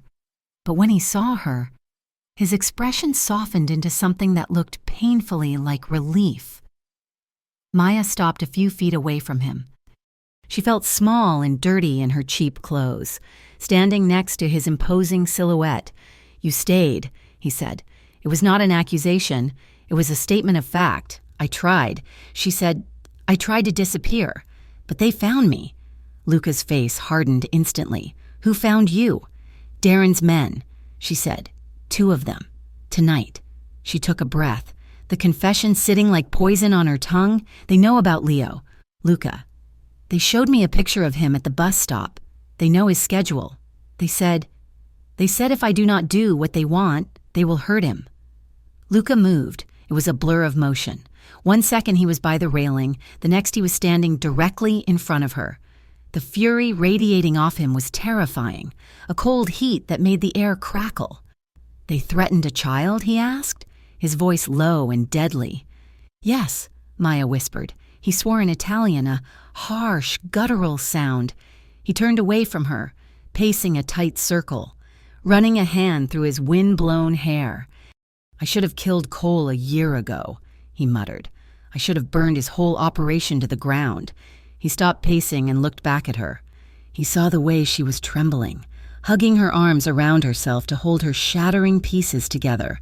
He saw the terror in her eyes, not just for herself, but for her brother. He stepped closer, closing the final distance between them. "Maya," he said softly. "I am so scared," she admitted, her voice breaking. Luca reached out and took her by the shoulders. His grip was firm, grounding her. "Look at me," he commanded. She looked up, tears spilling over her lashes. "You did the right thing coming to me," he said. "You are not alone in this anymore." He pulled her into his chest. Maya let out a sob and collapsed against him. His arms wrapped around her instantly, crushing her to him, shielding her from the wind and the fear. He smelled of rain and expensive wool and safety. She buried her face in his coat, clutching the fabric with desperate hands. They stood there for a long time, the city humming below them. Luca rested his chin on the top of her head. He had spent weeks telling himself she was better off without him, that he was poison to her. But holding her now, feeling her heart beat against his ribs, he knew he had been lying. He needed her. And God help him, he would tear the world apart to keep her safe. Maya pulled back slightly, tilting her head up to look at him.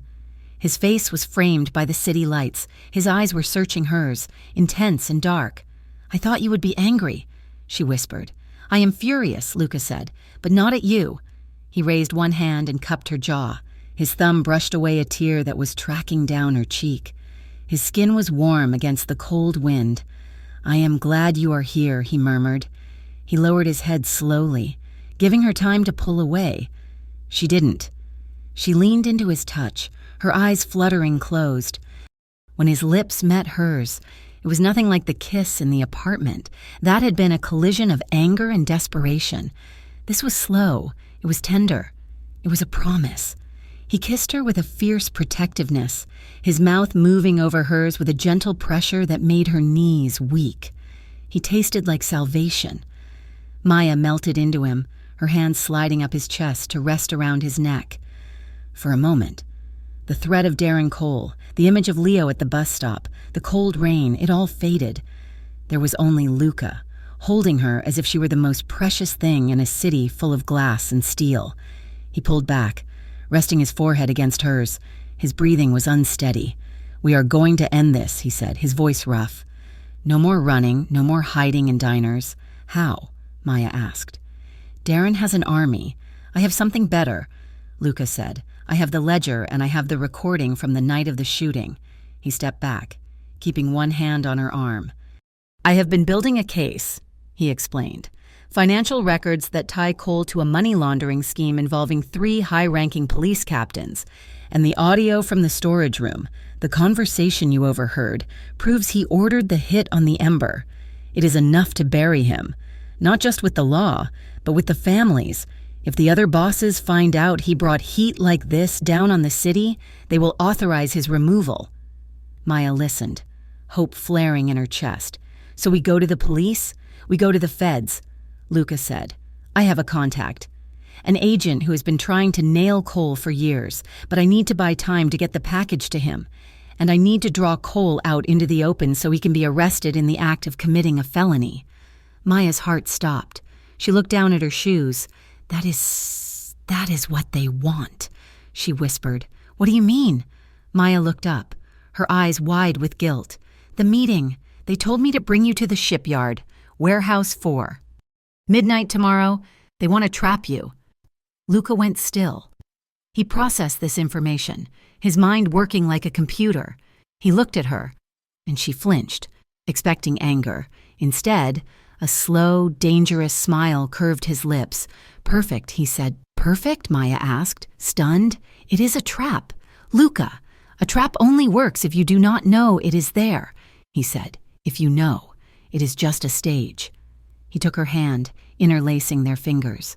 "We will give them exactly what they want. Maya, you will make the call. You will tell them I agreed to meet. You will lead me into the warehouse, and when Cole thinks he has won, when he steps out to gloat, we will spring the steel jaws shut on him." The safe house was a brownstone in the historic district, elegant and quiet. It was the night before the meeting. The air outside was thick with fog, but inside, the bedroom was warm, lit only by the amber glow of a street lamp filtering through the curtains. Luca and Maya lay on top of the covers. Fully dressed, they were facing each other. Bodies close but not intertwining, a respectful distance that felt more intimate than if they had been touching. Maya traced the pattern on the duvet cover with her finger. "Tell me about your father," Luca said softly. "You mentioned he left." Maya sighed, a sound that was half sadness, half acceptance. He was a musician, or he wanted to be. He loved the piano more than he loved paying bills. One day, he went out for cigarettes and just never came back. My mom fell apart. I was 12. I had to learn how to be the adult very quickly. "That is why you are so protective of Leo," Luca murmured. "You became his parent. Someone had to be," she said. "What about you? How does a boy become this?" She gestured to him, to the invisible armor he wore even when lying down. Luca looked at the ceiling. "I told you about the neighborhood. It teaches you things. The first time I held a gun, I was 14. A local enforcer gave it to me to hold while he went into a shop to collect. It was heavy, cold. It smelled like oil." He turned his head to look at her. "I remember thinking it felt like power. I was a skinny kid with patches on my knees. But with that metal in my hand, I mattered. It took me a long time to realize that the gun does not give you power. It just takes power away from everyone else. Maya reached out and took his hand. His fingers were rough, calloused from years of handling weapons, but his grip was gentle. "Do you regret it?" she asked. "Every day," Luca admitted, "but in this life, regret is a luxury. You move forward, or you die." He shifted, drawing closer to her until their foreheads touched. She could feel his breath on her face. The air between them hummed with a quiet, electric current. It wasn't just desire, though that was there, a low, thrumming pulse beneath the surface. It was recognition. Two broken people who had found jagged pieces that fit together. "I am scared about tomorrow," Maya whispered. "I won't let anything happen to you," Luca promised. He squeezed her hand. "I swear it." They didn't speak after that. They just lay there, tangled together in the dim light, holding on to the warmth of each other's bodies as a shield against the coming cold. They fell asleep like that, fingers interlaced, afraid to let go, afraid that if they woke up alone, the nightmare would be waiting. The fog rolled off the water in thick, gray waves, obscuring the jagged skyline of the industrial district. It was the kind of morning where the air felt heavy, saturated with moisture and the metallic tang of rust. At the edge of the abandoned shipyard, Warehouse 4 loomed like a rotting tooth, its corrugated iron sides groaning in the wind. Maya stood at the entrance, her heart hammering a frantic rhythm against her ribs. Underneath her oversized sweater, taped to the skin of her stomach, was a small, high-fidelity recording device. It was cold against her flesh, a constant reminder of the dangerous game she was playing. 1 hour earlier, a courier had dropped a thick package into a mailbox downtown, addressed to a federal agent Luca had been secretly feeding information to for months. The package contained everything: the financial ledgers, the route maps for the illegal shipments, and the audio recording of Darren Cole ordering the hit on the Velvet Ember. The clock was ticking.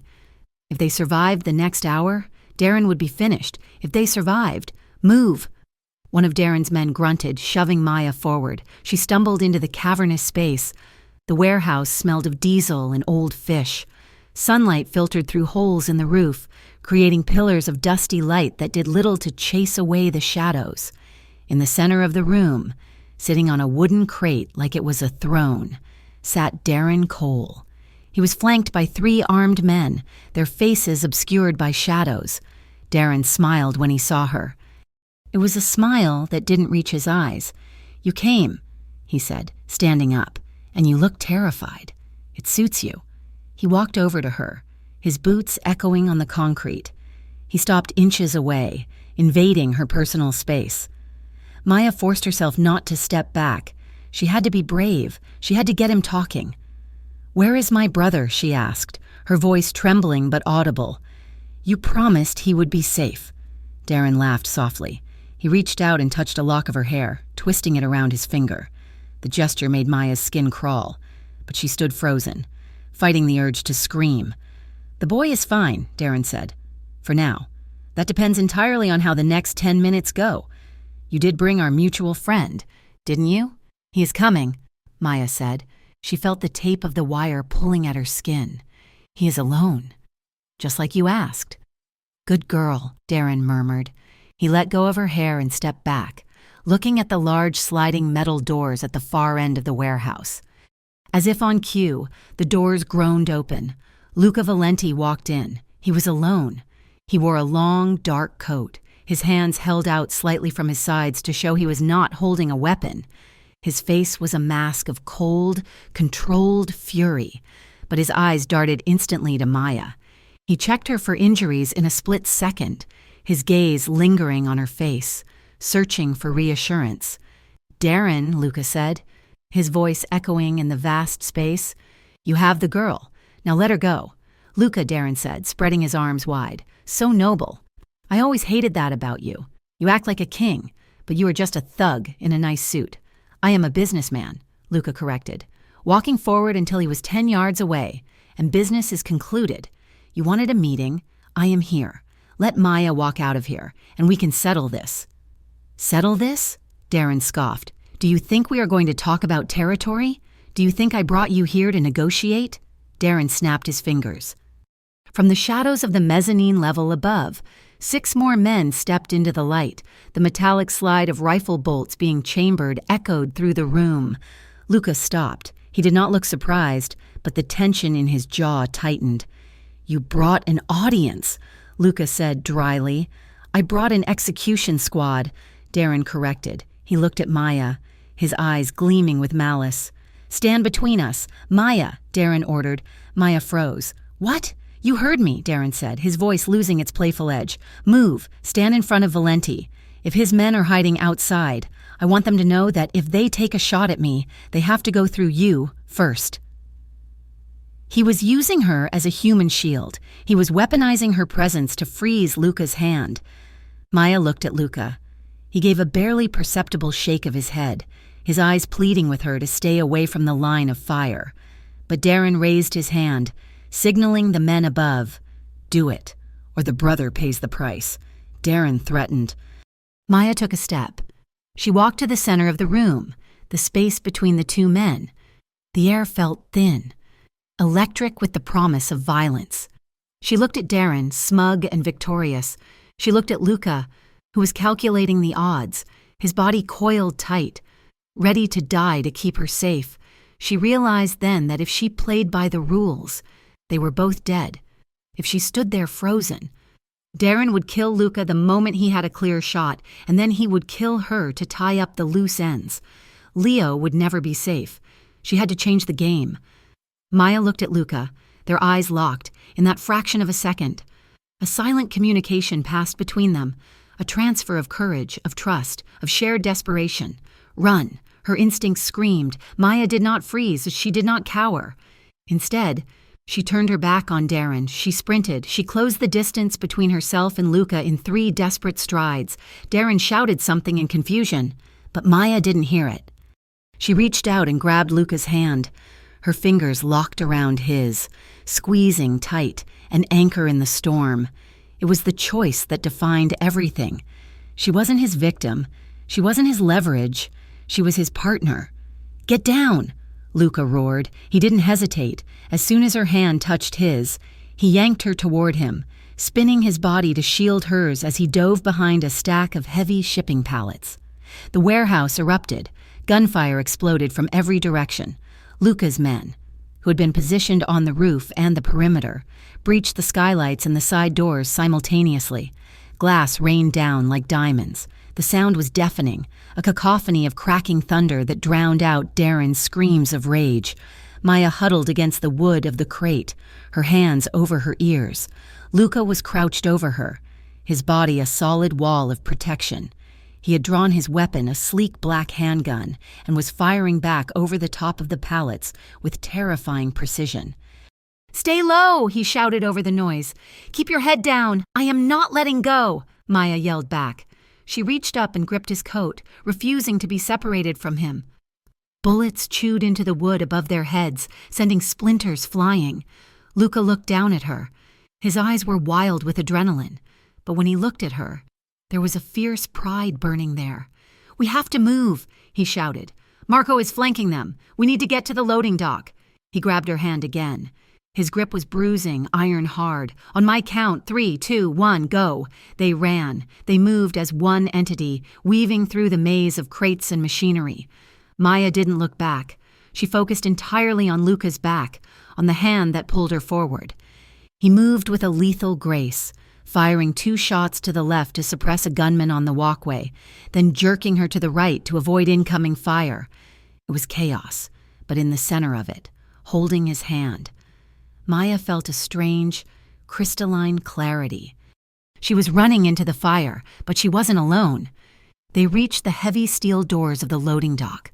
Marco, Luca's head of security, was there, providing cover fire with an assault rifle. "Boss," Marco yelled, "the feds are 2 minutes out. We have to go." "Where is Cole?" Luca demanded. Scanning the room, Maya pointed. "There, through the smoke and dust." She saw a figure sprinting toward a side exit that led to the pier. It was Darren. He was abandoning his men, cutting his losses to save his own skin. Luca's expression darkened. He looked at Marco. "Get her to the car." "No!" Maya screamed, grabbing Luca's arm. "Do not leave me. I have to finish this, Luca said, his voice hard. If he escapes, he comes back. He comes back for you.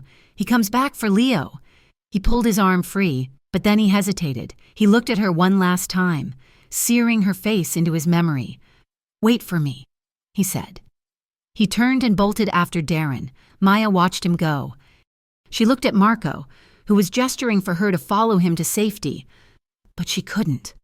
Her heart was running toward the pier. She broke away from Marco and ran after Luca. Outside, the air was cold and damp. The pier stretched out into the dark, churning water of the harbor. At the end of the dock, two figures were locked in a brutal struggle. Luca had tackled Darren just before he could reach a moored speedboat. They were rolling on the wet wood, punches flying with sickening thuds. It wasn't a graceful fight. It was a brawl born of pure hatred. Darren scrambled for a knife in his boot. Luca saw it and slammed Darren's wrist against the wood, sending the blade skittering over the edge into the water. Luca landed a heavy blow to Darren's jaw, then another. Darren slumped back, dazed, blood pouring from his nose. Luca stood over him. He was heaving for breath, his coat torn, his knuckles bloody. He raised his gun, aiming it directly at the center of Darren's forehead. Do it. Darren spat, coughing blood. You do not have the guts. You are weak, Valenti. You let a woman make you soft. Luca's finger tightened on the trigger. The rage in his eyes was absolute. He was thinking of the fear in Maya's voice. He was thinking of the threat to her brother. He wanted to end it. He wanted to erase Darren Cole from the earth. Luca. The voice cut through the red haze. Luca froze. He didn't look away from Darren, but his hand wavered slightly. Maya ran down the dock, stopping 10 feet away. She was out of breath, her hair wild, tears streaming down her face. Don't, she begged. Please, Luca, don't do it. He has to die. Luca rasped. He threatened you. If you kill him, it never ends. Maya cried. You go to prison, or you go on the run forever, and I lose you. Luca stared at Darren. The man was broken, defeated, sneering up at him. The sirens were close now. Blue and red lights were reflecting off the water, growing brighter by the second. If you pull that trigger, Maya said, her voice dropping to a desperate whisper, you are exactly who he says you are. But you are not that man. Luca. Not anymore. Come back to me. Please. Luca looked at Maya. He saw the woman who had saved his life, the woman who had held his hand in the middle of a war zone, the woman who believed he could be something more than a killer. He looked back at Darren. You are not worth it, Luca said coldly. He shifted his grip on the gun and brought the heavy handle down in a savage arc, striking Darren across the temple. Darren's eyes rolled back, and he collapsed onto the wet wood, unconscious but alive. Luca holstered the gun. He turned to Maya. She ran to him. He caught her, burying his face in her neck, shaking with the aftershocks of the adrenaline. The feds are here, Luca whispered into her hair. The recording you made. It will be enough, but I cannot be here when they arrest him. I have to talk to them on my own terms. He pulled back, framing her face with his hands. Go to Marco, he said. He will take you to a hotel. Wait for my call. Will I see you again? Maya asked, gripping his wrists. Luca smiled. It was a sad, weary smile, but it was real. You have my hand. Maya, he said softly. I am not letting go. He kissed her forehead, then turned and disappeared into the shadows of the shipping containers just as the first police cruisers screeched onto the pier. 6 weeks later, the bus station in the town of Oakhaven was quiet. It was a small place, surrounded by pine trees and mountains, hundreds of miles away from the neon glare of Ravensfield. The air here smelled of pine needles and rain, not exhaust and gunpowder. A man sat on a bench near the idling Greyhound bus. He wore a simple pair of jeans and a dark blue sweater. His hair was a little longer, less perfectly styled. He didn't look like a mafia boss. He looked like a man who had carried a heavy weight for a long time and had finally set it down. Luca Valenti checked his watch. He tapped his foot on the pavement, a rare sign of nervousness. The deal had been complex. With Darren Cole in custody and the corruption ring exposed, the federal prosecutors had been willing to talk. In exchange for his testimony and the surrender of his own illegal assets, Luca had negotiated a deal that stripped him of his empire but granted him his freedom, under a new name, in a new life. He had lost the club, he had lost the money, he had lost the power. He looked up as a yellow taxi pulled up to the curb. The door opened. A teenage boy with a backpack climbed out first. Leo looked around, confused but excited. Then, Maya stepped out. She wore a denim jacket and a scarf. She looked healthy, the dark circles under her eyes gone. She scanned the platform, her expression anxious. When she saw him, she stopped. Luca stood up. He didn't move toward her. He waited. He had to know that this was her choice. He had nothing to offer her now but himself. No protection money, no penthouses, no army, just Luca. Maya said something to Leo, who nodded and walked toward the bus driver to load their bags. Then, she walked toward Luca. She stopped in front of him. She looked at his simple clothes, at the way his shoulders were relaxed. "You look different," she said softly. "I feel different," Luca admitted. "Did you get the tickets?" she asked. "I did," he said. "One way. To the coast." Maya nodded. She looked toward the bus, then back at him. There was a moment of hesitation, the weight of everything they had survived hanging between them, the violence, the fear, the past that would always be a shadow behind them. But then, she smiled. She reached out and slid her hand into his. Her fingers interlocked with his, warm and firm. It was the same grip she had used in the warehouse, the same grip she had used on the rooftop. "Ready?" she asked. Luca looked down at their joined hands. For the first time in his life, he didn't feel the need to check the exits. He didn't feel the need to watch the perimeter. "Ready," he said. They walked to the bus together. They climbed the steps and found 2 seats near the back. Leo was already in the seat across the aisle, putting on headphones. Luca sat by the window. Maya sat beside him. The engine rumbled, a deep vibration that shook the floor. As the bus pulled out of the station, turning onto the highway that led toward the horizon, the city of Ravensfield was nothing but a memory in the rearview mirror. Maya rested her head on Luca's shoulder. He turned slightly, pressing a gentle kiss to the top of her hair. He threaded his fingers through hers one more time, tightening his grip. She squeezed back. They weren't running away anymore.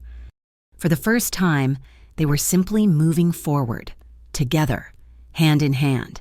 Thank you so much for listening to Mafia Boss Despised the Waitress Who Spilled Wine on Him Until She Took His Hand and Ran. I hope you enjoyed this journey of danger, redemption, and love. I would love to know where you are listening from today. Please leave a comment down below and tell me which part of the story was your favorite. If you enjoyed this story, please make sure to subscribe to Mafia Romance Stories and turn on notifications so you never miss a new episode. Thank you for your support, and I will see you in the next story.